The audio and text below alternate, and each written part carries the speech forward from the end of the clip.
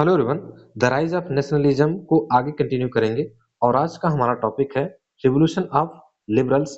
1848 में फ्रांस में उदारवादियों के माध्यम से एक क्रांति होती है जिसके द्वारा एक फ्रांस में नई व्यवस्था स्थापित की जाती है। थोड़ा सा हमें पीछे की तरफ जाना होगा और इस कहानी को जोड़ने का प्रयास करते हैं।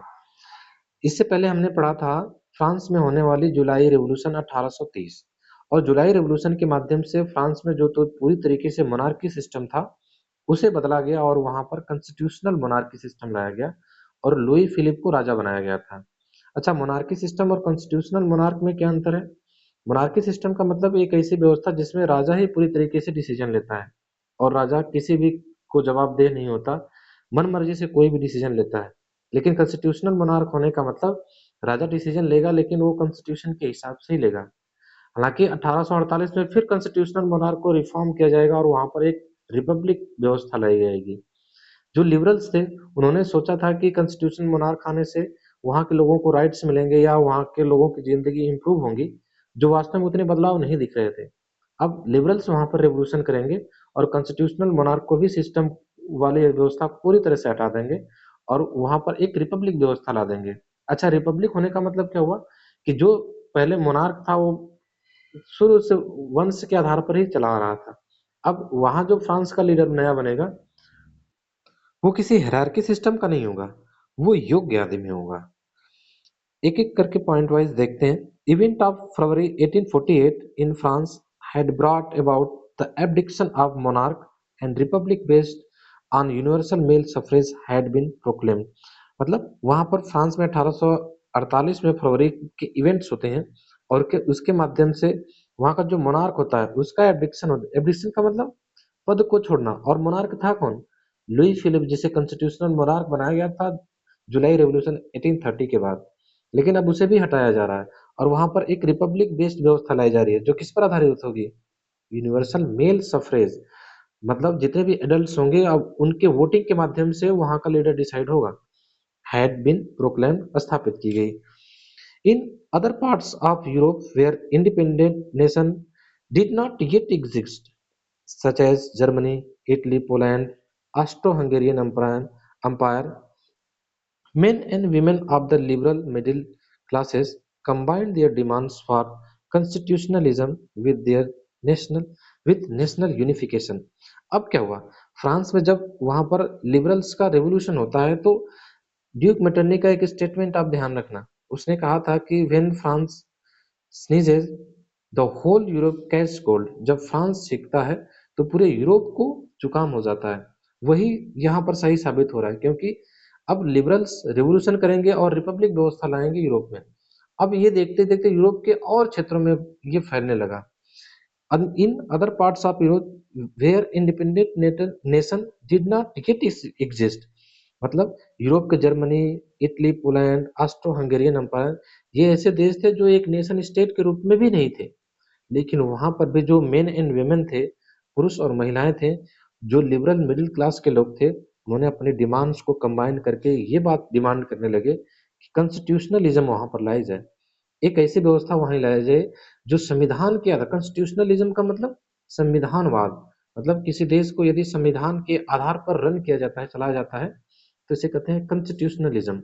तो संविधान के आधार पर देश को चलाए जाने की बात करने लगे। यूरोप के अन्य हिस्सों में जहां अभी तक एक स्वतंत्र राष्ट्र मौजूद नहीं थे, जैसे Germany, Italy, Poland, Austro Hungarian साम्राज्य, वहां के उदारवादी मध्यम वर्ग के पुरुष और महिलाओं ने संविधान की अपनी मांगों को राष्ट्रीय एकीकरण के साथ जोड़ दिया। They took advantage of the growing unrest to push their demands for the creation of nation state on parliamentary principle। उन्होंने देश में जो अनरेस्ट का माहौल था उसका एडवांटेज उठाया। कौन? लिबरल्स। और उन्होंने क्या डिमांड रख दिया कि एक नेशन स्टेट का निर्माण किया जाए, क्रिएशन किया जाए, जो किस पर आधारित हो? पार्लियामेंट्री प्रिंसिपल पर आधारित हो, संसदीय व्यवस्था पर आधारित हो। साथ ही साथ उन्होंने एक कॉन्स्टिट्यूशन की डिमांड भी करने लगी। इसके अलावा freedom of the press and freedom of association, press की स्वतंत्रता और संघ बनाने की स्वतंत्रता की बातों को आगे बढ़ाया, डिमांड करने लगे। जैसे एक एग्जाम्पल दिया गया है कि किस प्रकार जर्मनी में लिबरल्स द्वारा एक रिवोल्यूशन किया जाता है और वहां पर पार्लियामेंट्री सिस्टम स्टेब्लिश करने का प्रयास किया जाता है, लेकिन वो फेल हो जाता है। और जर्मनी के लोगों ने जब रिवॉल्यूशन करके एक पार्लियामेंट स्टेब्लिश करने का प्रयास किया, जिसे फ्रैंकफर्ट पार्लियामेंट के नाम से जाना जाता है, उस स्टोरी की इस बार में देखेंगे कि किस प्रकार 1848 में जब फ्रांस में लिबरल्स का रिवॉल्यूशन हुआ, तो उससे प्रभावित होकर यूरोप के अन्य देशों में रिवॉल्यूशन हुए। उसी में से एक रिवॉल्यूशन हुआ जर्मनी में। जर्मनी में पार्लियामेंट एक स्टेब्लिश करने का प्रयास लिबरल्स ने किया था, लेकिन वो फेल कर गया। The middle class professionals, businessman and artisans came in the city of Frankfurt and voted for all German nation assembly. जो जर्मनी के मिडिल क्लास थे, अच्छा, जो जर्मनी आज जिस नाम से जाना जाता है, वो वास्तव में पहले जर्मनी के नाम से नहीं जाना जाता था। वो पहले जाना जाता था आस प्रशा। वो प्रशियन एम्पायर था, और उसमें एक बड़ा हिस्सा था प्रशा। वही आज जर्मनी के रूप में जाना जाता है। तो जहां प्रशा का नाम लेंगे, तो आप रेफरेंस के रूप में जर्मनी का नाम रिमाइंड कर सकते हैं।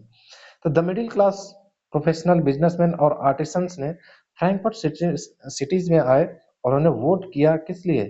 All German national assembly, all German सर्व जर्मन नेशनल असेंबली के लिए उन्होंने वोट करना शुरू कर दिया। ऑन 18th में 1848, 831 elected representative marched in a festive procession to take their place in the Frankfurt Parliament, convened in the Church of St. Paul।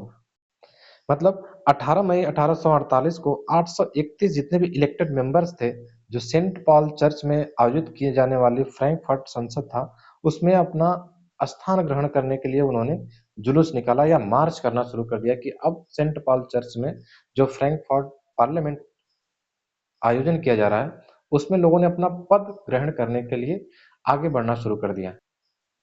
They drafted a constitution for German nation to be headed by monarchy subject to parliament। उन्होंने एक ऐसा constitution को draft किया पूरे German देश के लिए कि उस जर्मन देश का हेड कौन होगा? मोनार्क, लेकिन वो सब्जेक्ट टू पार्लियामेंट होगा, पार्लियामेंट के अधीन रहकर ही काम करेगा। उन्होंने जर्मन राष्ट्र के लिए एक संविधान का मसौदा तैयार किया, जिसका नेतृत्व संसद के अधीन राजशाही को करना था। When the deputies offered the crown on this term to Frederick William IV, जो प्रशियन किंग था, he rejected। जब उसने इस ड्राफ्ट को ऑफर किया कि, और ऑफर किसे किया? मोनार्क उस समय था फ्रेडरिक विलियम फोर, लेकिन उसने क्या कर दिया? इस ऑफर को रिजेक्ट कर दिया। और रिजेक्ट करने के पीछे मेन पर्पज क्या रहा होगा? क्योंकि अब जो फ्रेडरिक विलियम था, जो प्रशा का पूरा राजा था, वो बिना किसी के अधीन रहकर डिसीजन ले पाता था। लेकिन अब ये जो ऑल जर्मन नेशनल असेंबली बनाई जा रही है, अब इसमें कॉन्स्टिट्यूशन के पार्लियामेंट के हिसाब से ही काम करना पड़ेगा। तो क्या वो आसानी से एक्सेप्ट कर लेगा? नहीं करेगा। इसलिए उसने क्या कर दिया? इसे रिजेक्ट कर दिया। And join the other monarch to oppose the assembly. और उसने और देशों के जितने भी मोनार्क थे, उनके साथ एक ज्वाइंट कर लिया, उनके साथ गठबंधन कर लिया कि ये जो नेशनल असेंबली बनाई जा रही है, जो लिबरल्स, क्योंकि चोर चोर मौसरी भाई होते ही हैं, जो अब यहाँ पर जर्मनी में प्रशा में वहां के मोनार्क से पावर को छीना जा रहा है, तो मोनार्क और देश के मोनार्क को एक करेगा, कहेगा कि अब लिबरल्स अब एक हो रहे हैं और हमारे खिलाफ प्रोटेस्ट कर रहे हैं और पूरी व्यवस्था को बदलना चाह रहे हैं। तो अब जर्मनी का जो प्रशा का मोनार्क था, वो और मोनार्क के साथ ज्वाइन हो गया और प्रोटेस्ट करने लगा ऑल जर्मन नेशनल असेंबली का। While the opposition of aristocracy and the military became stronger, the social basis of parliament eroded। अब जो मोनार्क था, मोनार्क किसका सहारा लिया? एरिस्टोक्रेसी मतलब राजतंत्र। उसने मिलिट्री का सहारा लिया, और मिलिट्री का सहारा लेकर के जो पार्लियामेंट का जो सोशल बेसिस था, उसे इरोड करने लगा, उसके महत्व को कम करना शुरू कर दिया। The parliament was dominated by the middle class, who resisted the demands of workers and artisans, and consequently lost their support। अब मोनार्क तो वहां के मिलिट्री और एरिस्टोक्रेसी के साथ ज्वाइंट कर लिया है, गठबंधन कर लिया है कि अब ये जो मिडिल क्लास जो हमारे पावर को अब समाप्त करना चाह रहे हैं और पार्लियामेंट्री बेस्ड सिस्टम ला रहे हैं, अब उनके साथ ये एकत्र होकर के पूरी व्यवस्था को ही नष्ट करने का प्रयास कर रहे हैं। अब इधर मिडिल क्लास और नॉर्मल पीपल के बीच भी क्लैश होने लगा, क्योंकि मिडिल क्लास में ईगो आ गया। ये नॉर्मल पीपल के जो उनके डिमांड्स थे, उन्हें भी ये एक्सेप्ट नहीं करना चाह रहे, तो मिडिल क्लास भी इधर अपना सपोर्ट खोता चला जा रहा है। मतलब जो लिबरल्स का रिवॉल्यूशन हुआ जर्मनी में और फ्रैंकफर्ट पार्लियामेंट बनाए जाने का प्रयास किया गया था, उसको वहाँ के जो एरिस्टोक्रेसी था, मोनार्क्स और आर्मी के लोगों ने मिलकर के उस पूरी व्यवस्था को समाप्त कर दिया और जो प्रयास किया जा रहा था कि वहाँ पर एक लिबरल और पार्लियामेंट्री सिस्टम एस्टेब्लिश किया जाए, वो पूरी तरीके से फेल हो गया। इतना तो पॉइंट्स हमें देखना है। अब हमें देखना है कि इस पार्लियामेंट्री सिस्टम जो फ्रैंकफर्ट पार्लियामेंट बनाए जाने का प्रयास किया जा रहा था, उसमें विमेन का पार्टिसिपेशन क्या रहा, क्या उनकी कोई भूमिका रही? तब the participation of women, the issue of extending political rights to women was controversial. अब पॉलिटिकल राइट्स वुमेन को दिया जाना चाहिए या नहीं दिया जाना चाहिए, ये जो मुद्दा था वो बहुत ही कंट्रोवर्शियल था।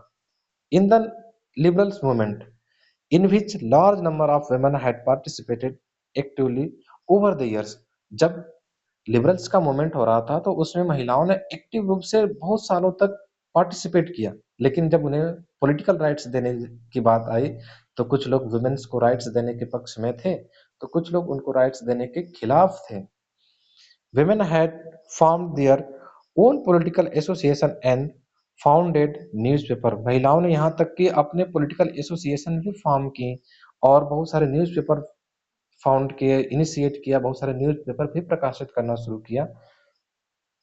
बट जब उन्हें पॉलिटिकल राइट्स देने की बात आई तो वहां पर कंट्रोवर्सी आ गई।